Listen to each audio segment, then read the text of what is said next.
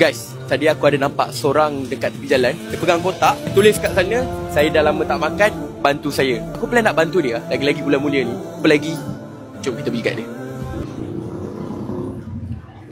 Assalamualaikum bang. Ya bang, sabar. Tengok ni.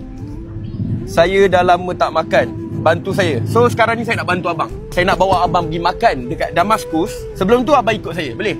Abang ikut saya. Boleh Jom. Okay bang, firstly saya nak tanya dekat abang lah. Apa tahap abang sampai abang boleh jadi macam ni? Saya dulu kena halau rumah lah. Kena halau rumah? Ya. Masih ada orang lagi bagi duit kat abang Better boleh tak abang buka abang topeng tu, sebab lagi real lah. Boleh tengok muka abang.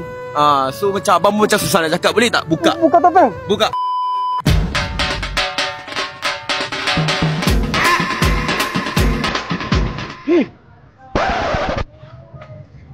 You, saya punya tampil dah.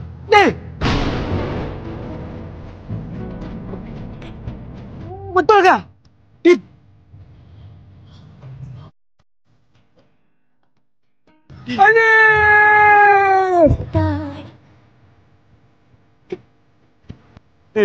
Kenapa you boleh sampai sini dah, Dik? Kena halau kan. Saya pun cari apa Andis lama tau. Tak apa, Ajang. Kita borak dekat dalam Kita masuk dulu. Makanlah.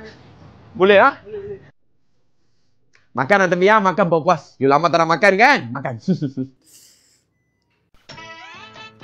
Temi, itu tabung kasih Ana lah. Kacau lah you punya tempat makan. Kasih. Ini letak sama Ana. You makan Temi, Ana pergi tandas kejap You tunggu kejap Bos, nak tutup lah. Boleh kasih satu bil tak?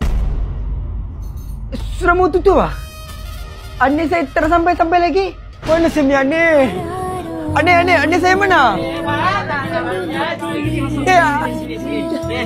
Sini.